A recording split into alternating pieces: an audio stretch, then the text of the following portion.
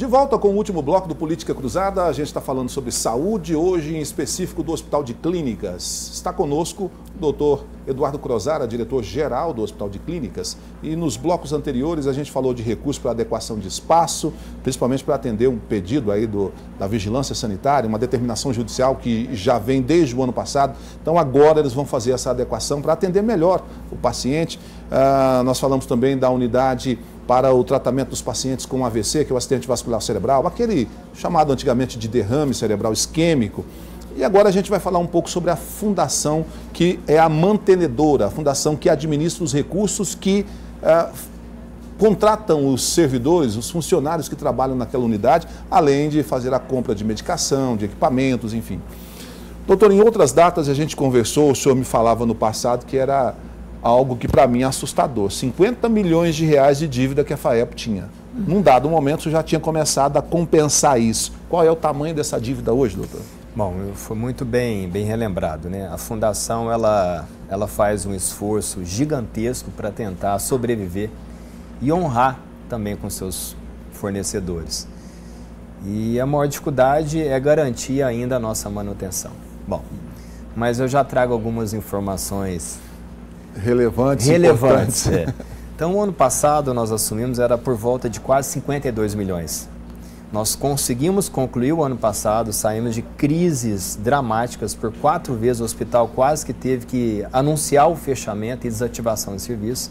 Nós conseguimos abortar esses momentos e, pelo contrário, nós conseguimos aumentar ainda mais a nossa capacidade produtiva. Hoje nós estamos com a taxa de ocupação do hospital, dos 526 leitos, nós estamos ocupando aproximadamente 95%, em alguns casos 98%, não abaixo em momento algum de 85%, que é o recomendado.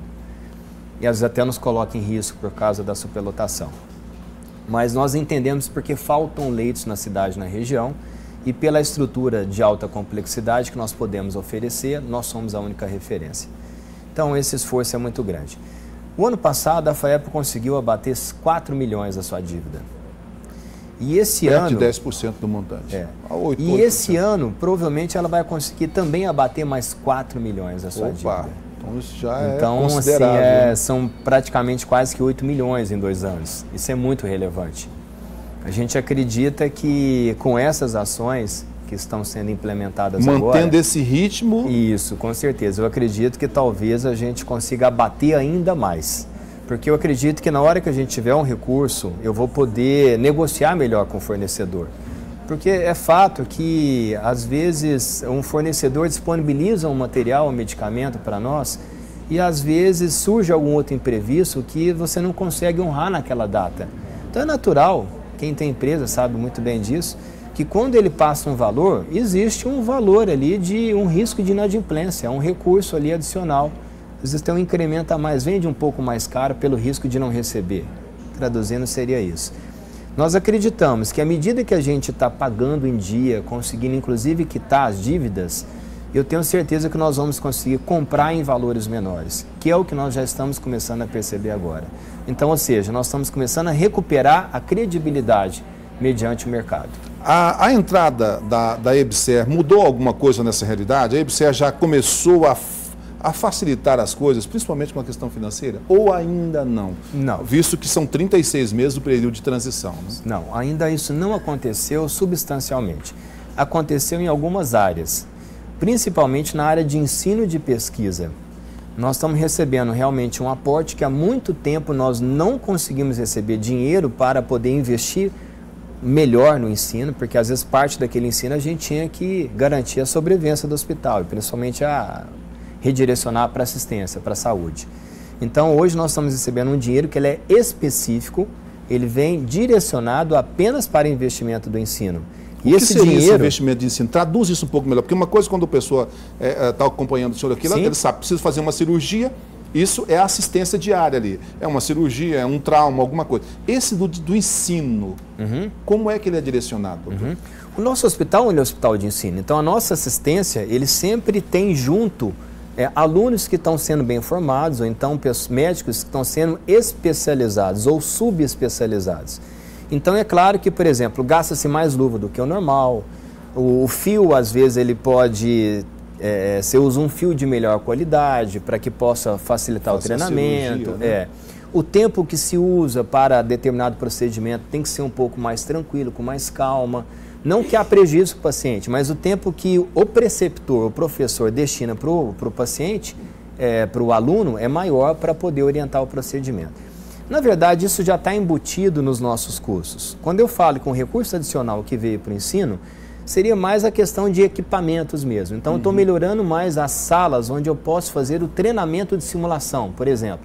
Eu tenho um laboratório que eu simulo o procedimento, eu simulo os treinamentos de pacientes graves, ou então algum outro tipo de procedimento técnico que eu tenho que deixar o aluno pronto antes dele executar, dele aplicar esse conhecimento no paciente.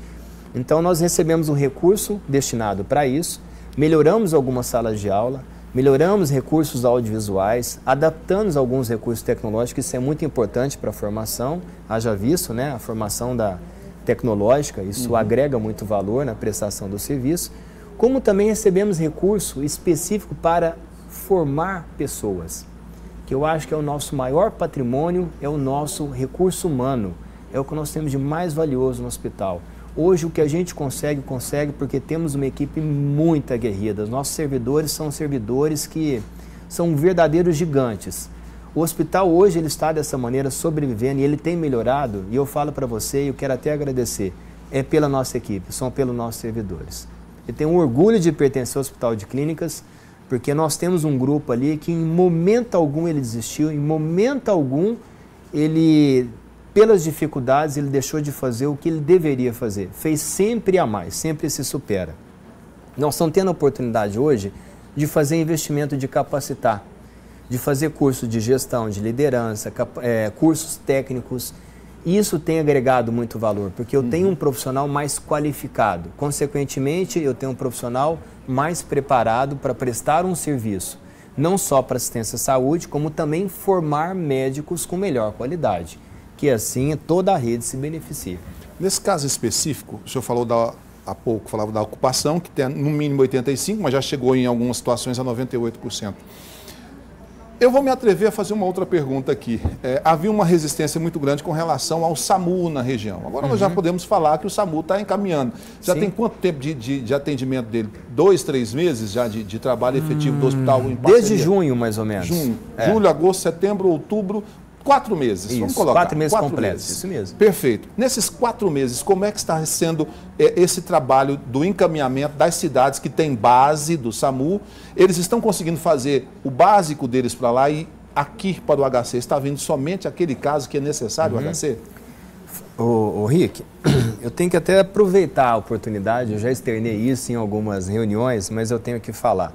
Foi uma grande surpresa. No início, nós mesmos do Hospital de Clínicas tínhamos uma resistência porque tínhamos o receio de receber uma demanda acima do que nós suportamos. Porque considerávamos que os outros municípios não estavam devidamente preparados. Porque a gente entende que esse processo ele tem o seu próprio tempo. E foi uma grande surpresa, uma surpresa positiva. Os municípios se readequaram, se prepararam, receberam melhor os seus pacientes e nós fizemos algumas pactuações, escolhendo aqueles casos mais complexos para não nos sobrecarregar e atender de fato quem precisava da estrutura do Hospital de Clínicas. Esses pacientes estão sendo respeitados, o encaminhamento está sendo obedecido com aqueles casos mais complexos. Nós percebemos que o SAMU ele tem feito um papel importantíssimo porque ele dá mais qualidade no seu momento do atendimento. O transporte ele já recebe todo o tratamento, então ele chega com o melhor suporte clínico, já chega tratado já. Então eu tenho um paciente que eu ganho tempo naquele atendimento, isso faz uma diferença muito grande na qualidade. Então, na verdade, eu diria para você que além do paciente chegar muito melhor tratado, que isso é impactante no prognóstico do paciente, aumenta a chance dele não ter problemas, sequelas e aumenta a chance dele ter vida, nós também conseguimos notar que a quantidade de encaminhamentos para nós foram encaminhamentos mais corretos, foram mais criteriosos. De uma certa forma, até diminuiu uma demanda que chegava porque não tinha esses critérios. Então o Hospital de Clínicas ele se beneficiou, porque realmente chegam aqueles casos realmente mais graves. É onde nós devemos realmente dar esse suporte. Casos menos complexos, Os outros municípios conseguem atender. E o SAMU também tem dado esse suporte para os municípios, ajudando eles a terem essa maturidade, essa capacitação. Eu diria que foi um grande avanço o SAMU. Eu esperava que essa maturidade, esse equilíbrio, demorasse no mínimo 6 meses, porque é o que a estatística mundial mostra. Nós fomos por um caminho diferente. Muito. E Nós contrariamos isso aí. Eu poderia dizer para você que já no primeiro mês eu pude perceber isso. E eu tenho que reconhecer, até mesmo porque a minha impressão, a impressão do Hospital de Clínicas, ela estava equivocada. Então, realmente ele veio acrescentar. Registrado o pessoal do SAMU, aqui da nossa regional, do Triângulo Mineiro, então parabenizar pelo trabalho. Parabéns. E continuar assim, não baixar a guarda não, né, doutor? Ah, com certeza. Doutor, só para a gente poder encerrar, nós estamos caminhando para o final, agora é a outra parte, né? No SAMU havia uma pactuação de que o hospital poderia receber mais recursos para melhorar daquilo que já estava pactuado, mais recursos para melhorar outros atendimentos, implementar outros atendimentos. Nós estamos sabendo que o estado de Minas Gerais está vivendo uma situação muito delicada, muito apertada, mas já há previsão de que esses recursos cheguem para esse caso específico, ou essa crise não afetou esse setor ainda? Não. Veja bem, o Uberlândia não aderiu ao SAMU exatamente pelo medo, pelo risco que teria de não receber esse recurso, e aí ficaria uma conta muito difícil para se pagar. Então isso foi um risco, né, que alguns municípios assumiram e até o momento estão conseguindo suportar.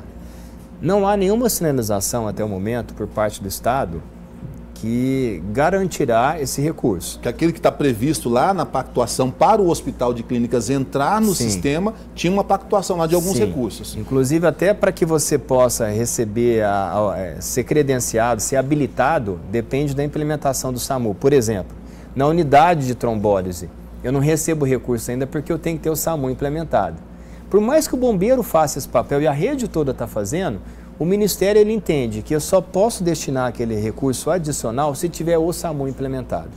Então, até o momento, eu não tenho esse dinheiro do Estado, nem da União, destinado para alguns procedimentos, porque eu não tenho ainda o SAMU implementado. Tá, mas o senhor precisa implementar o SAMU lá, independente de Uberlândia aderir, ou precisa que Uberlândia faça adesão? Depende, porque é gestão plena. Nós somos um prestador, o Hospital de Clínicas é um prestador de serviço para a gestão plena. Então, é uma decisão que no momento oportuno eles analisarão a possibilidade de aderir ou não ao SAMU e eles é que vão determinar isso daí. O que nós fazemos é cumprir com o contrato de metas. Enquanto prestador de serviço é torcer para que, se esse for o caminho ideal, ou se houver um outro tipo de serviço semelhante que possa ser implementado, que aí credencia esse recurso ao hospital. Exatamente. Enquanto isso, nós vamos nos esforçando para tentar fazer o nosso papel da melhor maneira. Nosso prazo terminou, mas tem um espaço para o senhor fazer a finalização aí da palavra do senhor, até com as considerações com relação. Não sei se o senhor vai ter agenda para voltar aqui até o fim do ano, nós temos pouco mais de um mês. Então, essa já fica sendo o espaço para o senhor fazer a consideração. Primeira coisa é agradecer o espaço. Eu costumo falar que a imprensa tem um papel importantíssimo e quero agradecer você, Rick, agradecer a TV Paranaíba pelo trabalho fantástico que vocês fazem, um trabalho transparente, digno, que ele realmente ajuda o nosso trabalho, ou seja, ele nos dá a oportunidade de divulgar o nosso trabalho. Então você acompanhou desde as dificuldades que nós tivemos no início da gestão, início de 2017, e nos deu a oportunidade para poder participar, acompanhar, e hoje, nesse momento aqui, nós estamos presentes falando de grandes melhorias, de grandes avanços que já ocorreram. Eu queria só fazer uma observação também, que é o projeto que a gente implementou no hospital, que é o Lean nas Emergências, é um projeto subsidiado pelo Ministério da Saúde, que teve uma participação também muito importante do Tenente Lúcio em ajudar que Uberlândia fosse contemplado. Dos 16 hospitais que receberam, Uberlândia recebeu um destaque pelo Ministério da Saúde, porque foi o hospital que teve a melhor performance nesse projeto, onde você tem uma gestão, uma organização da emergência, ou seja, nós conseguimos eliminar as macas nos corredores do pronto-socorro. Nós conseguimos oferecer mais qualidade na assistência, mais dignidade no nosso atendimento. É claro que precisamos de fazer muitos ajustes, todo ajuste gera um transtorno inicial. Depois de mais ou menos uns 3 meses, nós conseguimos voltar toda a nossa demanda e, não tendo a maca no corredor, não garante que a gente não atendeu menos. Pelo contrário, continuamos a atender da mesma maneira, com mais qualidade, com mais eficiência, com mais rapidez. O hospital todo se organizou, se envolveu, se mobilizou para que conseguisse alcançar esse projeto. E hoje nós começamos, inclusive, a aumentar a nossa capacidade de atendimento em relação ao que nós atendíamos. Tá certo, doutor. Obrigado mais uma vez ao senhor. Obrigado por você que acompanhou o Política Cruzada até aqui. A gente se encontra domingo que vem com mais um assunto importante que mexe com a sua vida. Um abraço, até lá. Tchau.